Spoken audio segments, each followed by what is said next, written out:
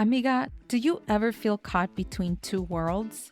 You cherish your cultural background, but sometimes it clashes with the realities of raising a family in modern America.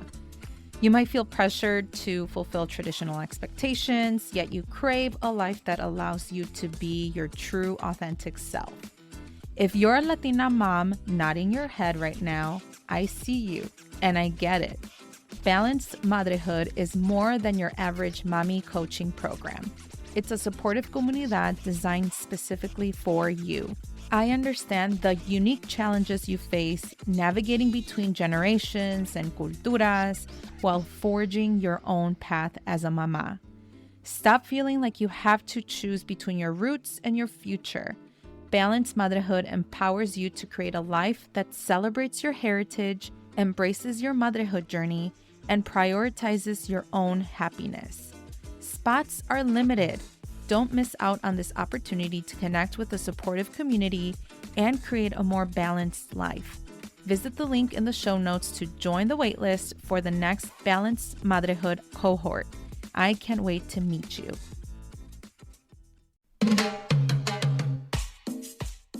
You're listening to the Viva la Mami podcast, a podcast about all things motherhood. I'm your host, Jessica Cuevas.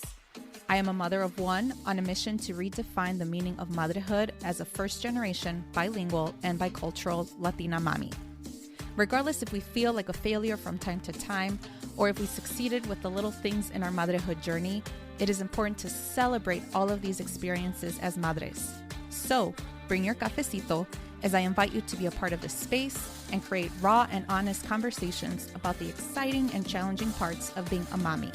Ahora, vámonos. Hola, hola, amiga. Today we have Vanessa Avalos, who is the owner of Luna y Cielo Café, a Spanish bilingual playroom where parents can receive support in celebrating our culture and keeping our Spanish language alive with their children. She just secured a space in Logan Square in Chicago, and we are so excited that she is offering a space for all children who want to learn and cultivate the Spanish language.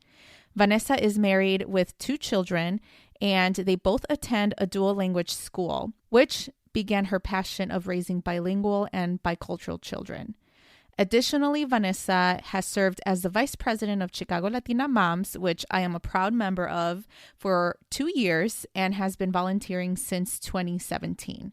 She currently sits on the Small Business Majorities Equity Council to help bring equity for small business owners.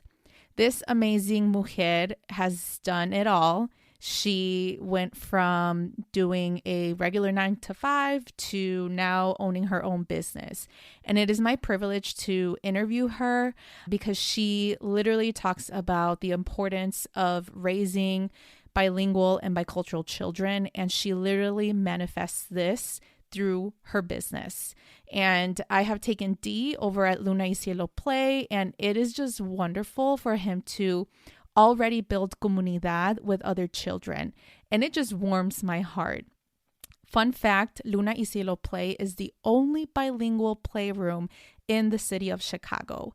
And so it just speaks that there is some momentum now, and I'm really excited that I get to experience this opportunity with my child. But the fact that it just created in 2022, it just tells you that there is a necesidad and there has been a much needed opportunity for all bilingual children to create community within their own language and their own cultura.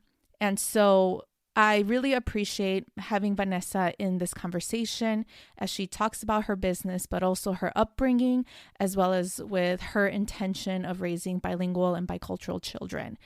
Please note that in this conversation, there were some glitches. Unfortunately, her phone in which the recording was done ran out of battery, and so then she had to switch. You may or may not notice, we tried our best to make the editing as good as we could, but you may hear some glitches from here and there in the conversation. But even that, I promise you, this is going to be a great interview that I had with Vanessa Avalos. So without further ado, here is my conversation with Vanessa Avalos.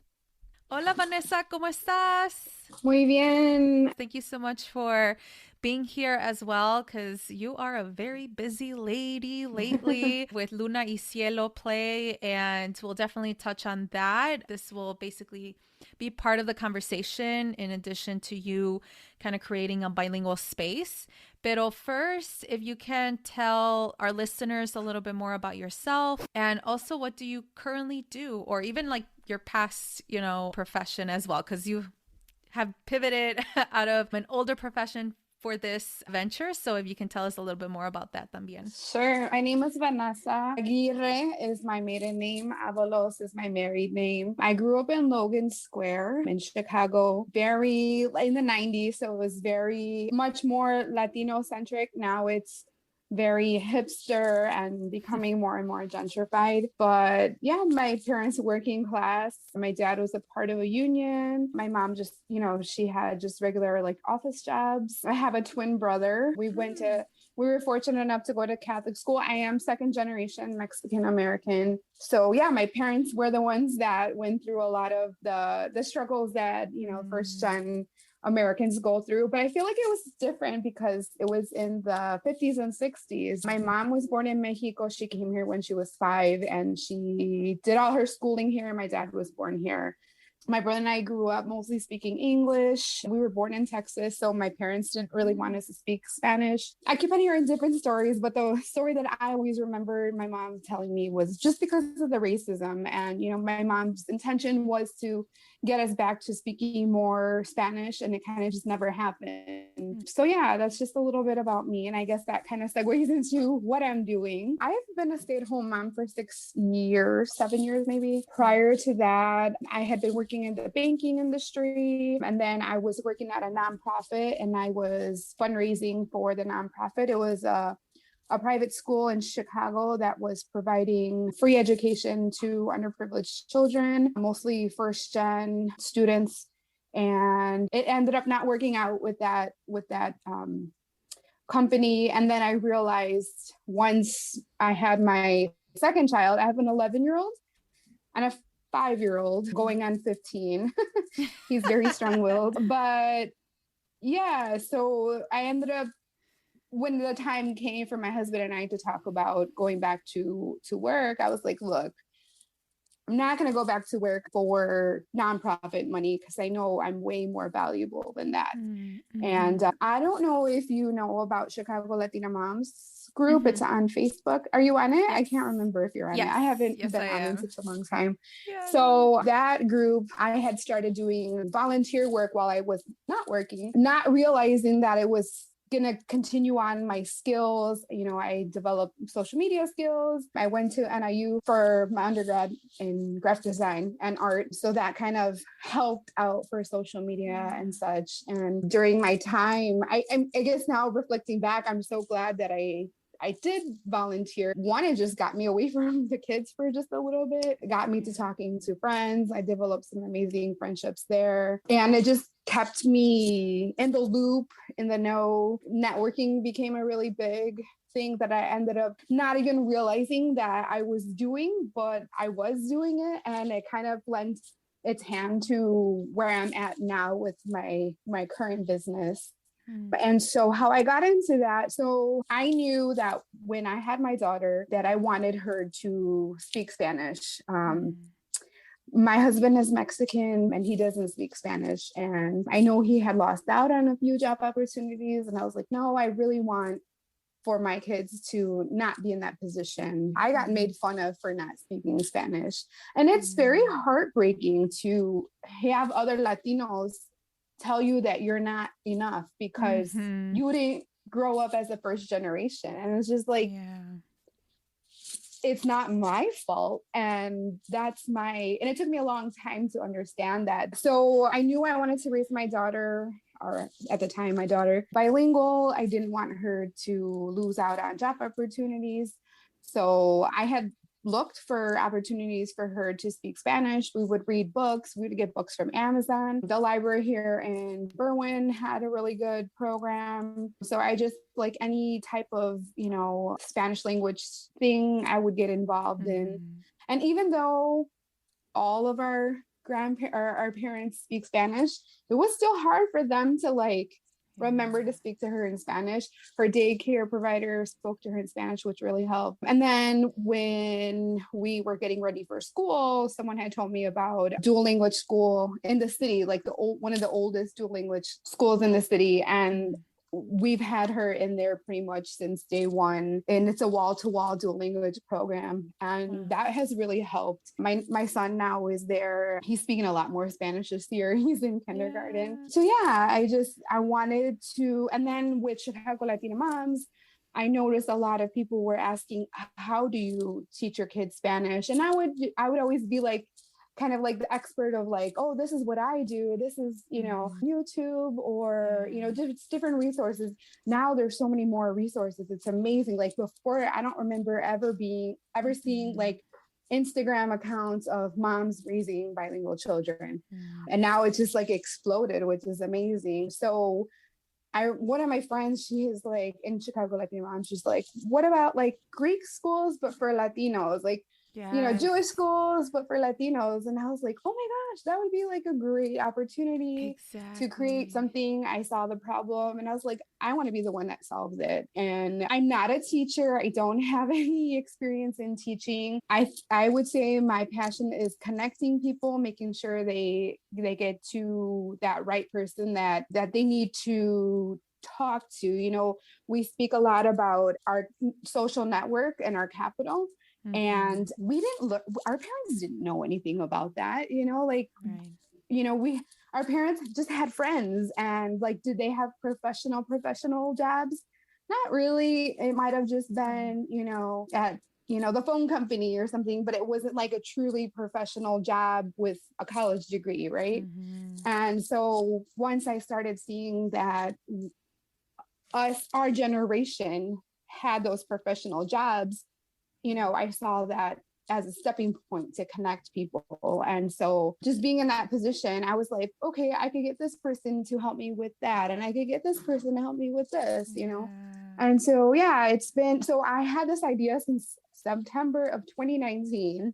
And that I kind of just like dreamed about it, up until Christmas. And I was like, okay, January, like, I'm going to running full force. And then I hit a wall in March of 2020, as everyone did.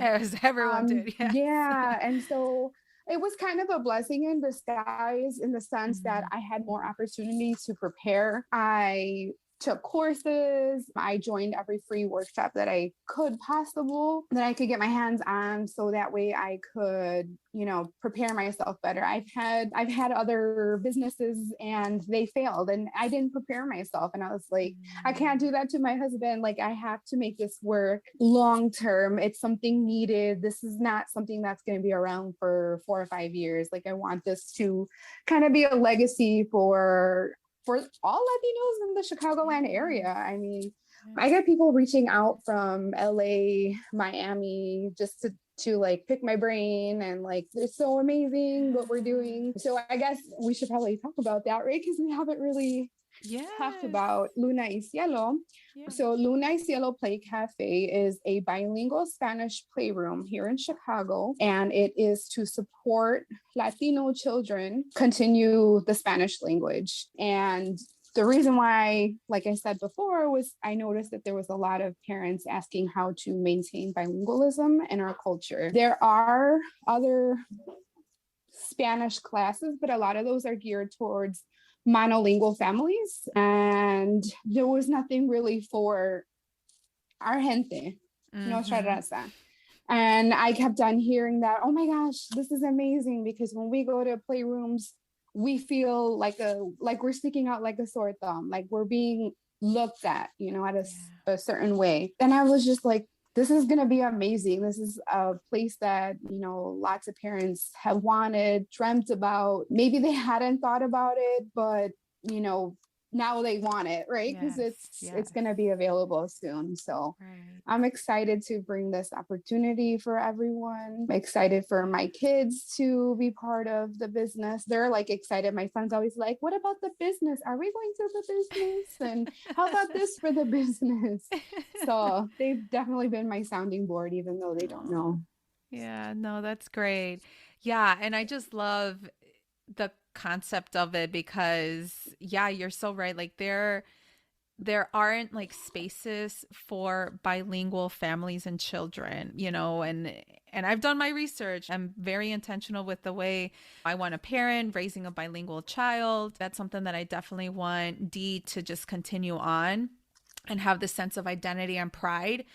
Pero oftentimes these spaces are only either provided in the household or Mhm. at school, and that is if you put your child in a dual language program.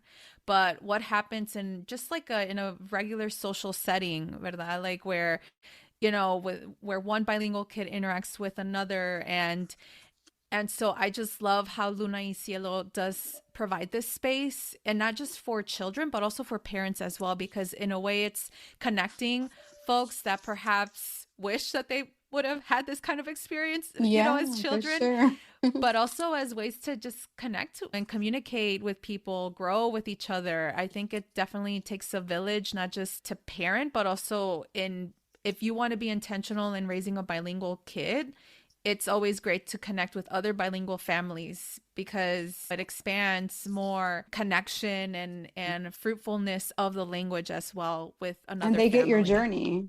Exactly. Yeah. Yeah, so I love this. And so yeah, and you are so right about, you know, that yes, there are some bilingual programs, and I could name one that is in Naperville because I'm here in the western suburbs, and I've Hmm. seen ads, I've seen, you know, I've even gone to the website and I'm like, these kids do not look like my child, you know. And I don't want to be very sensitive in saying that this is cultural appropriation, but in a way it's like, well, why are these kids having an advantage over my child? And Because it's of and I'm money. sure yeah, because of money, right?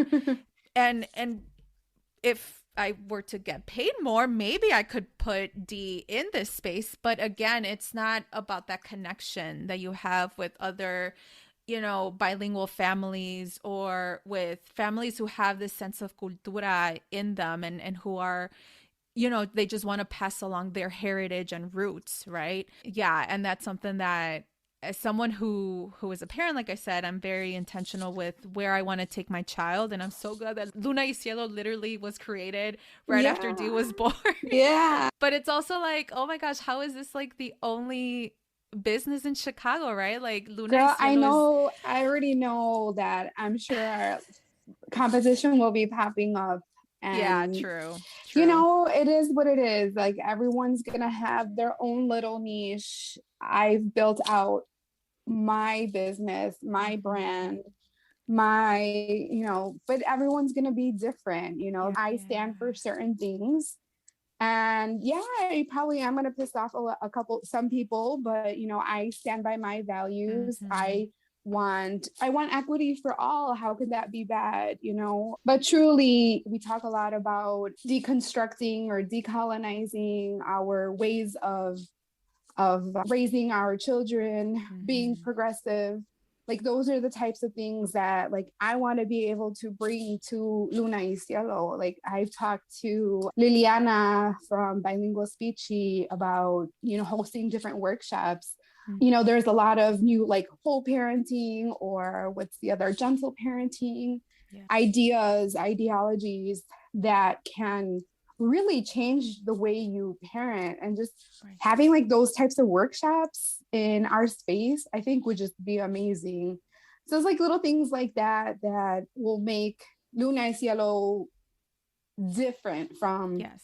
other people who end up, I don't want to say copy, what's another word, who mimic us, or Yeah, yeah, the yeah. competition. Mm-hmm. I welcome it. I mean, we could either do it together. Right.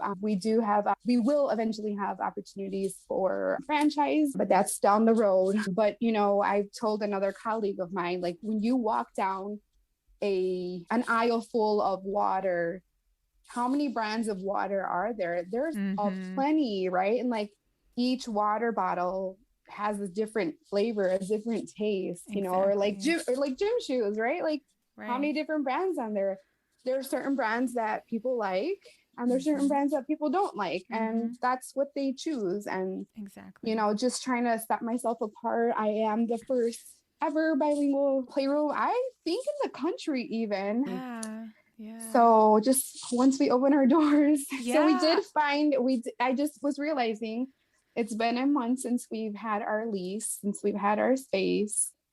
And the interior designer is still working on designing the space. So we haven't started really yet, but I'm hoping to start soon, get everything up and running. The only bad thing is that there's some red tape with the city of Chicago, and I have to get an inspection. And so we're kind of going to be running into the holidays. I'm like, okay, no, don't stress. Like, if I open in 2023, then so be it. As long as I open, it'll open, and I know it'll be successful. We've had a lot of amazing coverage from the media, including you. You came out and you've supported us several times, and I had you interviewed with ABC7, which is kind of cool. They just they just reposted that again. Oh, did they? Oh, that's good. So I like kept people were tagging me. Googling. It was it was weird how they posted it, but I like that I have a separate link now, so I could share.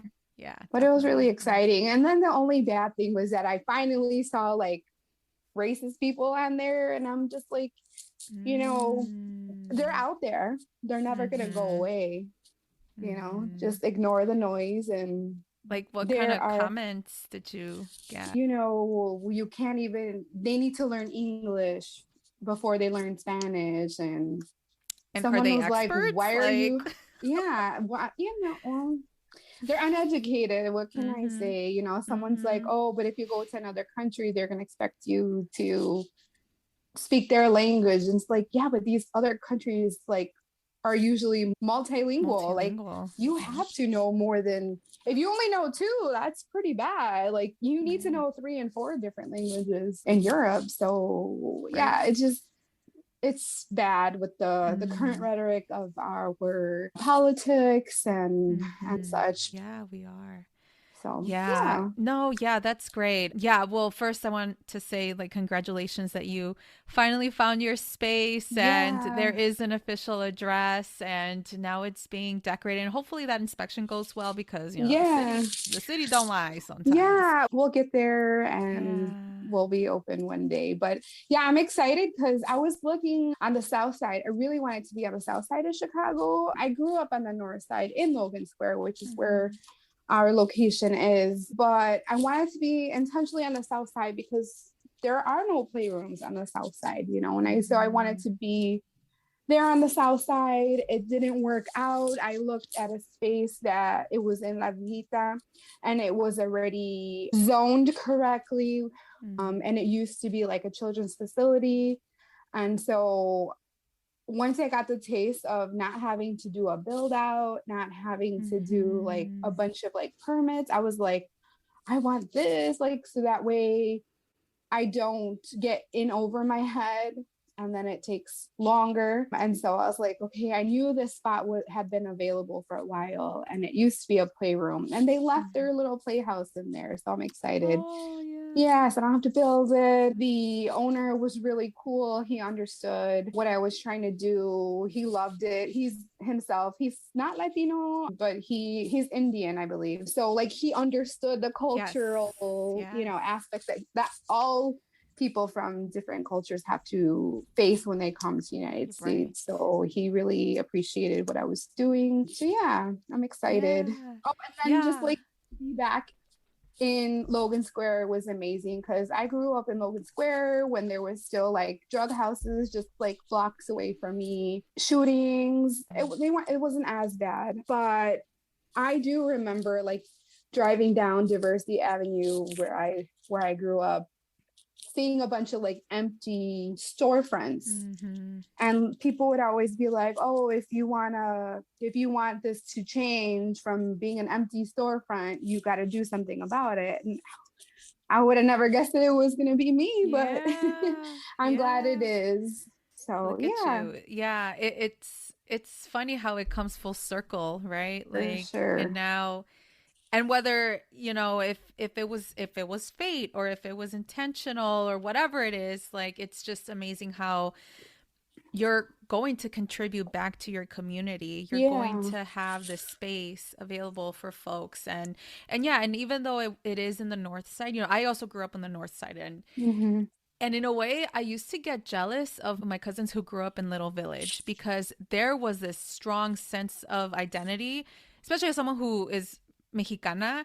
Mm-hmm. Like that wasn't really out there. Like I grew up by Reese Park in Belmont Mm-hmm. Cragen, Yeah. and our culture was kind of erased. And even though there were all different types of Latinos, I grew up next door to a Puerto Rican family and then a Guatemalan family next to me. And so, yes, even though there was kind of like that connection in the schools, in like the public spaces, there, like, it was nothing. There was nothing about like Latinidad, at least when I grew up, also like in the 90s. And so it's like, okay, well, I'm not trying to like be divisive here, but I'm glad that at least, there will be this space in the north side where oftentimes you see more like culturally like relevant spaces in the south side where Mm-hmm. oftentimes, perhaps leveling the playing field, because we also need Mm-hmm. to remember that there are folks in the Belmont Cragen area, Kelvin Park area, Logan Square, even though there has been gentrification there, like there are still Latinos in that area, and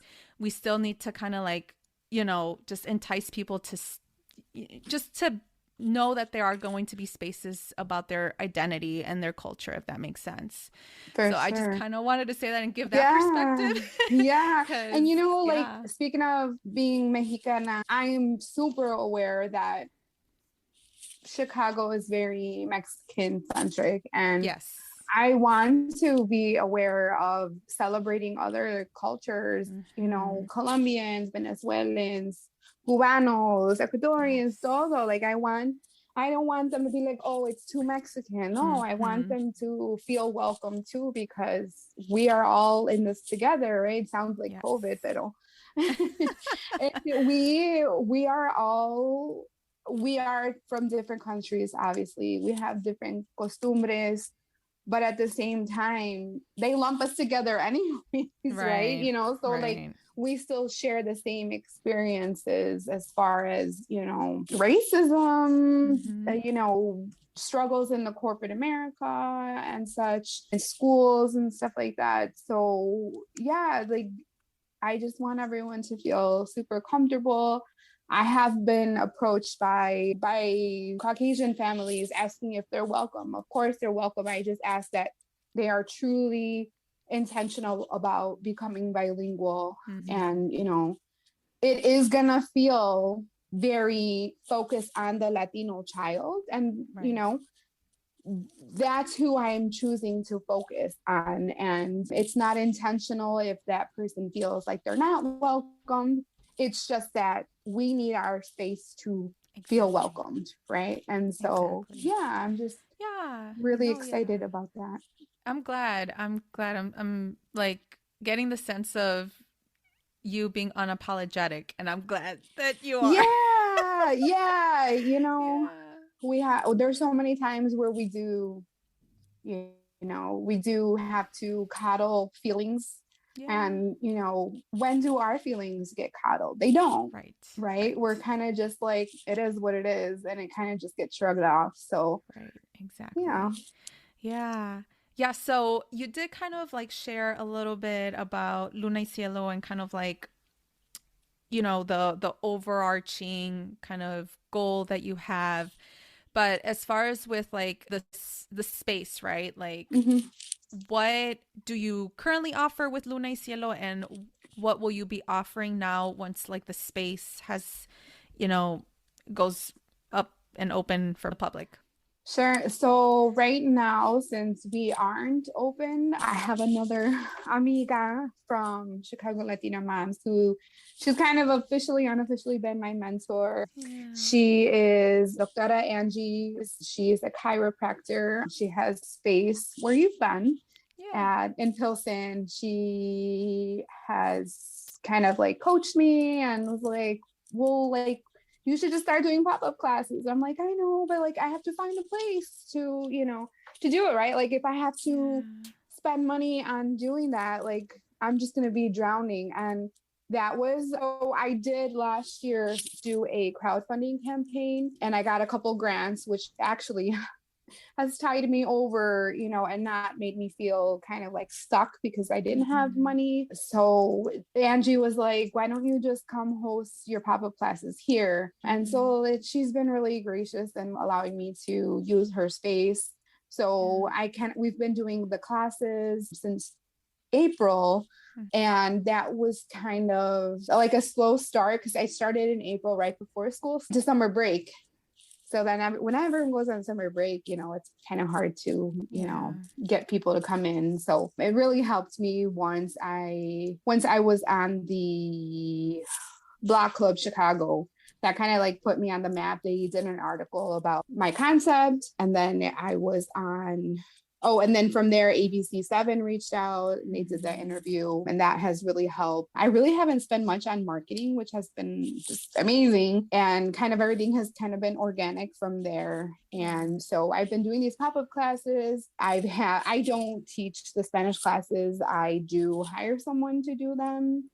And so these pop-up classes, they are an hour-long class, and the teacher does like a story time, they sing, dance, play. And then once I open, the whole full concept is to have a play area. Mm-hmm. And that play area is going to be culturally relevant. So think of like La Cocina. We're going to have like a mini tortilla press, a mini empanada, or a pilon, which is for Puerto Rican dishes. They mash up their plátanos in there for mofongo. It's really good. So like, I just want their kids to like see themselves in their cocina. Yes. And so we'll have like different little playstations with the toquecitos, I call them, of nuestra cultura. And then the second part of that model is to have Spanish classes. So Mm-hmm. kids from 5 and up will take Spanish classes, and those are like a longer commitment so that way the children can come fully bilingual. And I'm working with a bilingual curriculum planner who will develop a curriculum for us for children who are Latino. And so we'll also have still like that kind of pop-up format story time classes for the little ones. Mm-hmm. I just have so many ideas on type of classes. But my children, like I said, they're in dual language school. I also want dual language kids to be able to come for classes, right? Like Mm-hmm. they, as soon as they're out of school, that's it. They're not speaking Spanish anymore. So I want Mm-hmm. them to have extracurricular classes, like a book club or a cooking class, just so they can continue their Spanish. I've also been getting requests for parents to take Spanish classes, and hey, I am all for that. I was like, yeah, you can drop off your kids, they can They play, can play. and then the parents can go to their Spanish class. And then we are going to also have a curated bilingual mercadito, which means that we are going to have products to support parents who are raising bilingual children, including books, games, toys, t-shirts, anything. And that the mercadito, like the motto of my mercadito, is other small businesses will be able to rent a shelf in our mercadito, a flat fee, and we ring them up and then pay them. I don't know, is it once a month, twice a month? Certain. Yeah. Yeah, so like I don't want to steal their money, like cut into their profits. Yeah. I want them to be able to, another part of, this whole, I don't know, my progression of life is building wealth, right? And you Mm-hmm. know I want others to build wealth too, right? And they Mm-hmm. can't build wealth if I'm taking it away from them. So Absolutely. giving them the opportunity to be in front of a shared audience, I think is brilliant. And then the fourth part of our model is to have a cafe. I'm not a That's coffee awesome. drinker. I'm a more of a tea drinker. But we have to actually phase that into the business. Mm-hmm. The permitting process can take really long, and I don't want to Mm. hold that up on us opening. So I'm going to phase that into the business.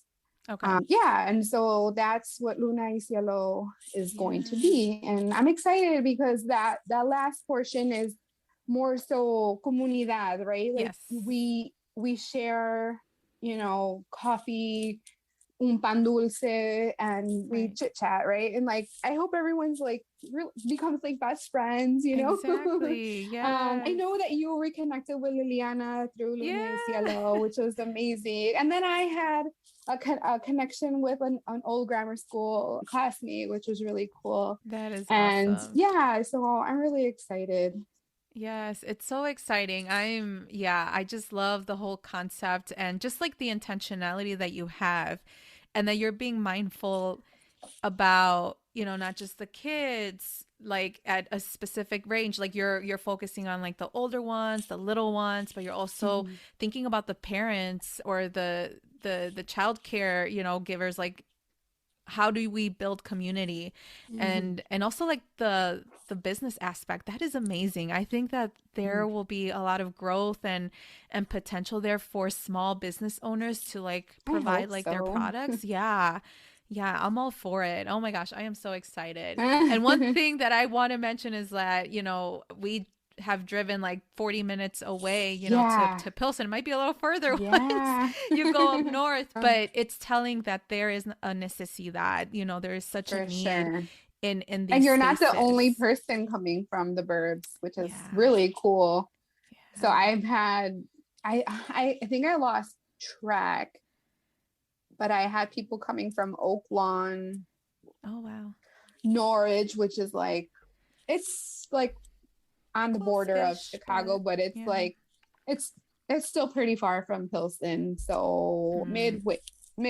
Midway, McKinley Park, Pilsen. I can't remember if anyone comes from way north, at northern suburbs. But yeah, I'm excited. Oh, and then with the cafe, I forgot to mention. So I want to be able to bring in like other Latino fare. So like I don't know if you've ever heard of Borinquen cupcakes.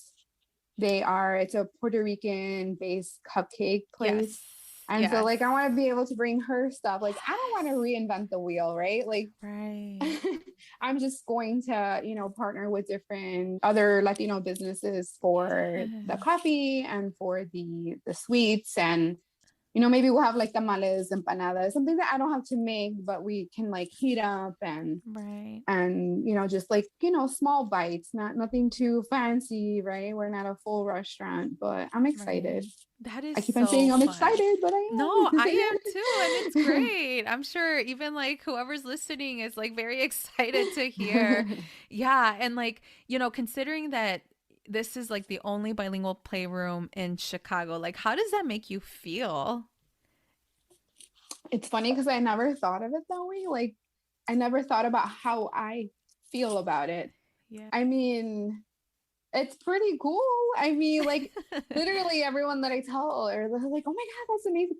It's pretty cool. I mean, I've never been like it's like a whole new category. Like Mm-hmm. it's the playroom's not a new category. Well, it is from within the last 10 years, but like there's never been a bilingual Spanish playroom. So I Right. don't know. It's pretty cool. My daughter did ask me a while ago, we were leaving Target, and she's like, because she's told me that she wants to be a Spanish teacher. And I'm like, yeah, Oh, go for that's it. awesome. Yeah. And then she goes, Mommy, when I get older, can I like be the boss of Luna y Cielo? I was like, yeah, just you still have to go to school, become the Spanish teacher, so that way you can like run that Yeah. portion. But yeah, like I want this to be like a legacy business. And Absolutely. yeah, Well, I'm very proud of you, and it's been a couple thank months you. since I've known you, but as also like a member of the Chicago Latina Moms, and just knowing that you have flourished within the last couple of, like, I would say even half a year, like there has been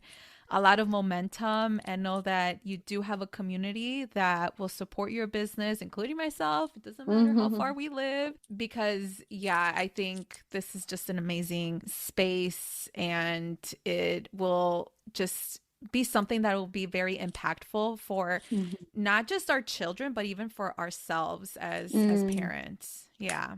Yeah. Yeah, So I thank feel you. like we didn't have this space, obviously, growing up. Like, it was Yes. different, right? Like, first of all, there was never playrooms, and like Mm-hmm. you were always, I guess, integrated with other families, which is completely fine. But to have Right. something specifically for Latinos who understand the struggles that we've gone through, and Yes. yeah, Yes. I can't wait to It's open amazing. and Yeah. like see all the families coming through. Like, I've gotten so many messages on Instagram, just like really excited, or just people just thanking me for doing something like this. And I'm like, I can't wait to see Mm-hmm. you. And I'm just like, I'm gonna see so many people that have I've said that too. And I'm gonna be like, how many who was that? And I gotta Yeah, retrace you're my like a steps. celebrity now. No, no, no. I gotta not a celebrity. No. And not No. unless I get paid those celebrity bucks. That's funny. No, I just, I'm a girl from the hood Mm. that, was fortunate enough to go to college, and, I went through struggles. I got made fun of for not Mm. speaking Spanish correctly, for having an accent. And so I used to work at a finance company, and and it was it was mostly like 99% Spanish Mm. speaking, and then there was like Serbian and Polish. But like people would be like, "Oh, you're a gringa." I'm like, "Yeah, I am." Like, what do you want me to do? Like, they were saying it Mm-hmm. like it was a bad thing, and I'm just thinking, like, these are people who I know are undocumented, and you're gonna sit here and make fun of me because Mm. I was born here. Like, it just didn't Mm-hmm. make sense. But I've had to, like, I just did a reel about this, like why people lose their Spanish, right? And it could be anywhere from oh goodness, what is that word? Is assimilation.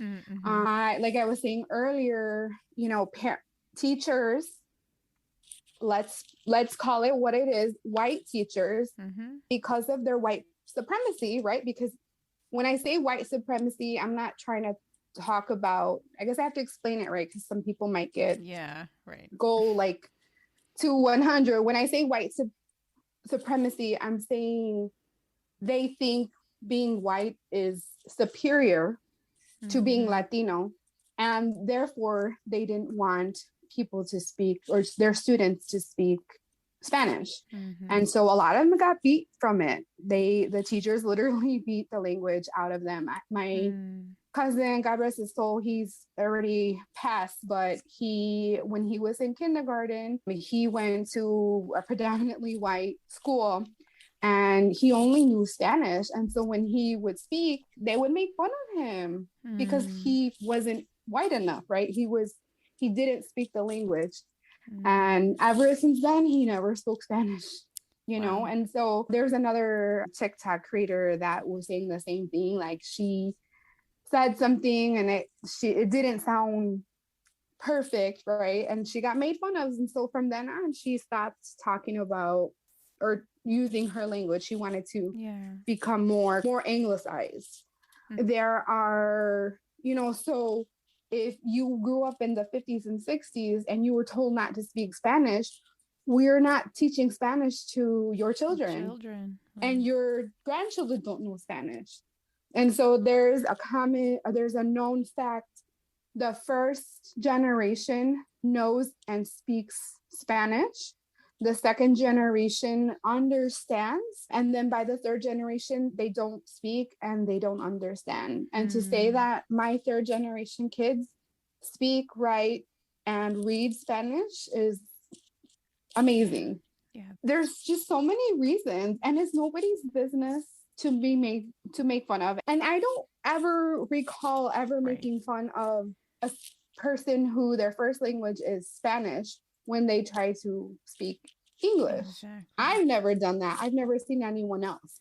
Unless it was another Caucasian person kind of, just making fun of, but it's never a Latino person making fun of another Latino person trying to speak English, So I just really hope that people, and then, right, they've been talking about the No Sabo kid, and it's like, is it really their fault? Yeah, some of those kids do protest, I guess would be a word, to not speak the language. But then they regret it, but you can't force it on them, right. And some of these parents who don't know Spanish, maybe that's one of their reasons why they don't know Spanish is because they protested. But there's a lot of different reasons why people don't know Spanish. Yeah, I love how you mentioned how even like in one generation, it can make a big difference. Yeah. Whether if the language will be passed on. And I'm glad though that in these times, and I had a conversation with Monica in the podcast, and she is the creator of Viva Kids Learning. She has like an online tiendita. Yeah, I've seen her. Yeah. And she has mentioned that a lot of people, I would say like older millennials and who are raising children are having this. Yeah, I know. I'm kind of like in the middle, kind of there. Yeah, but she was mentioning how there's this resurrection of the language and culture because they see the importance and they kind of feel like that responsibility of passing it on, and it's up to them. Like it's literally up to us whether if we want to continue it on or if we want to stop. And again, it's no shaming tampoco, and for folks that haven't had the opportunity to raise bilingual children, I think that as long as you integrate a little bit, whether if it's even taking them to Luna y Cielo, right, like that can be an opportunity there. But yeah, I just love how this space will create just like an impact in any kind of like parent and any kind of child, whether if they are fully, immersed or they're starting to. I think it would be a great space just to have this level of connection.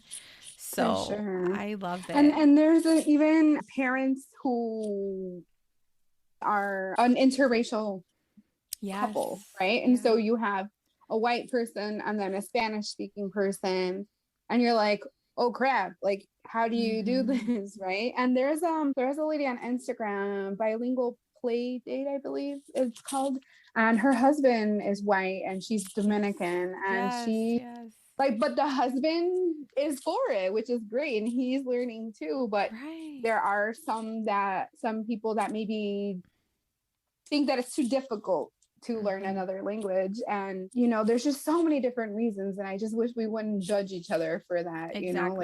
And it's the Latinos that are judging us for it, and it's like we already have judgment from white people, right? Because we're not white enough, we're not American enough. Why do we need it from Latinos? It just doesn't make sense. I wish we can just knock it off already. Exactly. No, but I'm glad that you brought this up because that makes a big impact, not just in the way that we kind of experience it, as we parent or mother, but even in your business. And I'm glad that you brought this up because I think Luna y Cielo will definitely bring this space for anyone in whichever level. But again, as long as they are being intentional in raising bilingual children or they want to start, I'm glad that at least, like you're providing that space, for them. Yeah. And I do have people who are doing the work and they are sticking to Spanish only. And when their kids go to anywhere else, the library, they can't speak to other children because they don't know Spanish. And so those moms are like super excited that their kids can actually talk to other kids. I do have parents who only speak English, whether they're white or Latino. And so I'm also considering, I don't know how to incorporate it yet, but we will incorporate where we have time specifically for parents that, struggle with the language, I don't know what to call them, but I've always in my head, I've been calling them like play associates. I don't know why, but it resonates with me. But just have someone who already speaks Spanish to get in there, play with the kids in Spanish, and just like coax that language out and kind of like teach the parent how to engage in Spanish, I just love like, it. vamos a, I don't know, vamos a cocinar o vamos a subir a las escaleras, or just like helping them just a little. But yeah, that's, something I've kind of toyed around with, because we got to be inclusive. Right, exactly. Absolutely. Yeah, I love it. And yeah, it's just going to I keep saying about making an impact, and you're just going to make such a big impact Oh, thank you. in all different levels and for many people in different walks of life. Yeah, yeah. I love how intentional you are with that and Thank you. inclusivity. Yeah. Yeah. Well, I have some final questions. I always ask these to my guests, and these are very specific to Viva la Mami and motherhood in general. So, what still surprises you about being a mommy? Oh, girl. Still so many judgmental mamas. I feel like it's changing though. I feel like I'm going to be 40 next year. Oh, And nice. so I'm just like, when I heard TikTok, I was like, no, I'm too old for that. But when I finally got on TikTok, I was like, damn, there's a lot of like really good information on this platform, and like moms talking about like how parenting has affected their relationship, because we do a lot of work. Like, you can either be a stay-at-home mom that you're on 24/7, or you can have a 9 to 5 plus you still have the 24/7 being a mom, right? And so like I feel like moms are starting to realize how much work we actually do, and say like, hey partner, you need to step it up a little bit, and we can do this together, right? I'm grateful that my partner has been really open about understanding what moms do. I know that's not the case for everyone. That's a privilege of mine. And just, within the last 20 years, scientists have learned about brain development, especially in children, and how kids function. And there are so many like different TikTok creators that like talk about how you can't teach your child how to become responsible when their brain isn't fully developed. And it's like, oh damn, like we're over here yelling at the kid 20 times every single morning to put on their shoes. I was just having a conversation with one of the ladies that comes to the classes. We become friends, or like, just we chat or whatever. But her daughter came to class the other day, and she was worried about her daughter roaming around. It's like, that's what they're supposed to do. Like, just explore. They're learning boundaries. And I feel like when I've always gone through the mentality of like people like judging for how I raise my child, like I let him express his emotions, and some people don't appreciate that. So like I want to be there to tell moms it's okay if your child is quote unquote acting out. It's not that they're acting out, they're just excited, they're wanting to explore things, they want to learn about their bodies, they want to learn about what their voice does, it yells, they want to learn about that's something new, right? I don't know if you're aware, but now in school, I know for sure in Illinois, in public schools especially, you have to learn about social emotional learning. Amazing. Like we have adults that don't know how to talk about their feelings, right? Especially like they always say that we are emotional. No, man, they're freaking emotional. We're not just like, dude, cut it out with your emotions, like do us. And so, yeah, I just think like we need to like support other parents. And like, so back to the story about the lady in the class, I was asking her and I was like, no, like, you're fine. Like, that's what she's supposed to do. And she's like, oh, I feel like, like we feel like if our kid is like, doing something that they're not supposed to, like it's a reflection on us as parents.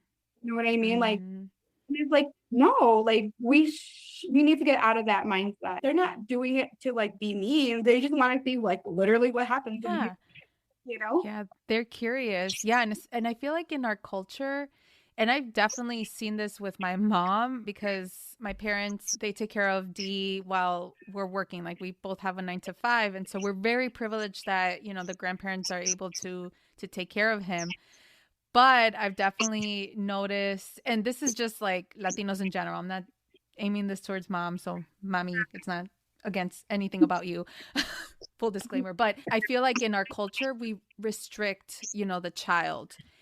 And it can be in terms of feelings, que, oh, porque yo lo dije, or tu papá lo dijo, or like, no, no hagas eso.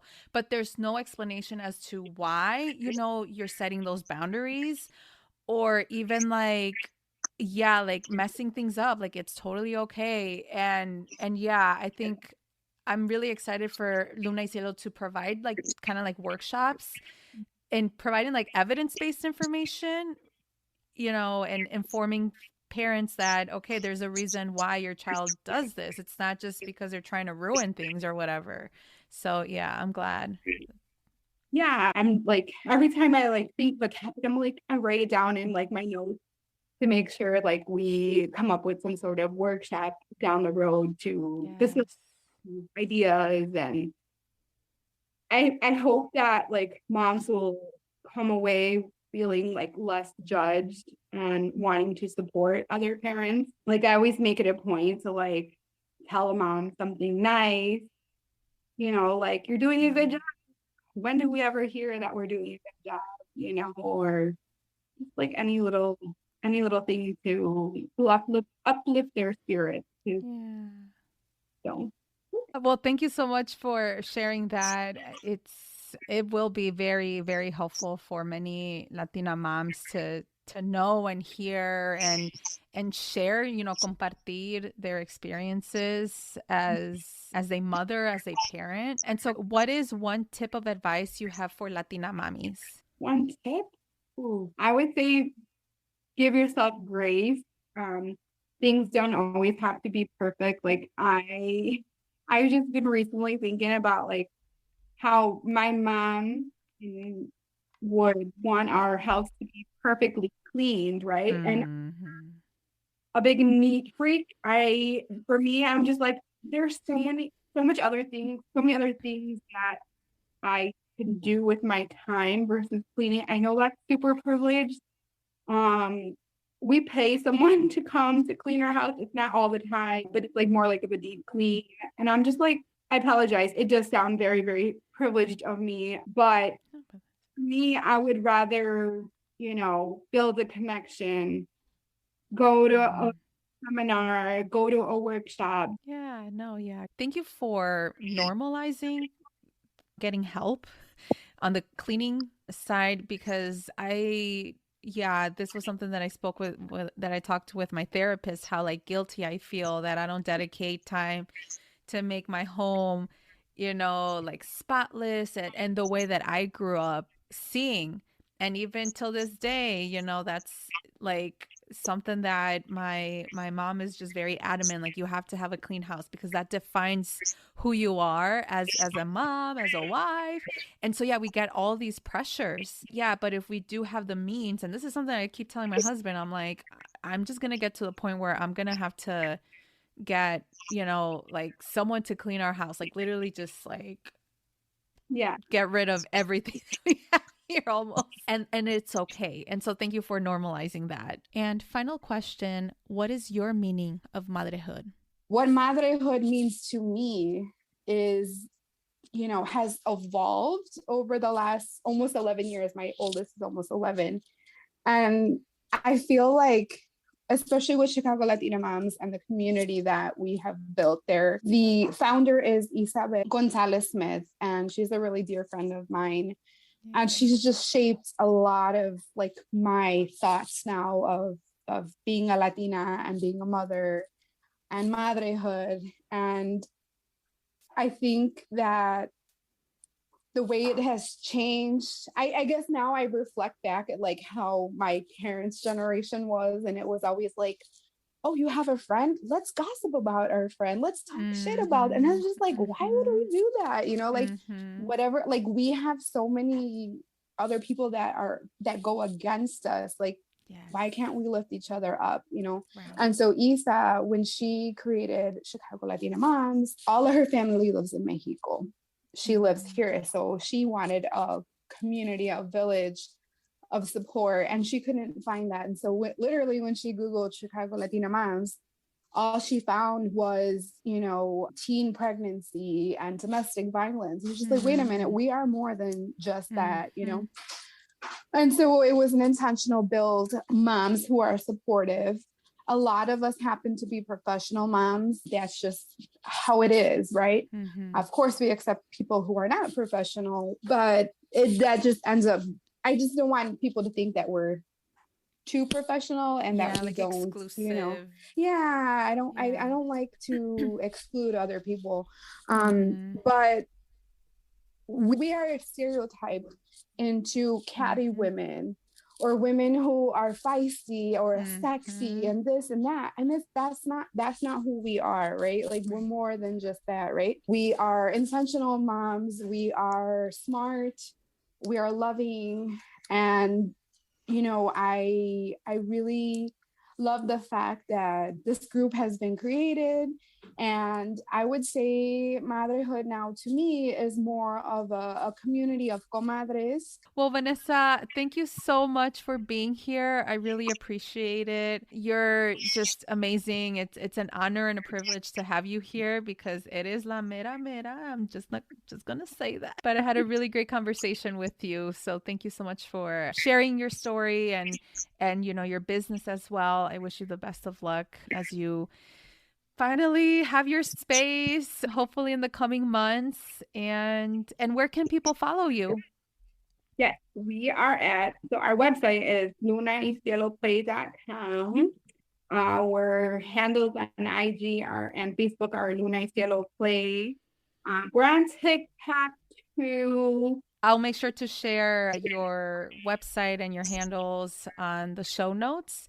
And any other like resources that you mentioned as well, make sure to share that. But again, thank you so much for being here. I appreciate it. It's possible. Thank you for tuning in to the Viva la Mami podcast.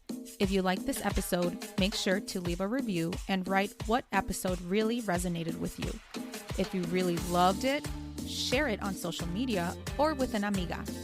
As always, please subscribe to this podcast wherever you are listening. Make sure to follow me at Viva la Mami on Instagram or visit vivalamami.com. Please note the information shared in this podcast is for educational purposes only and should not be replaced by your healthcare provider nor taken as professional advice.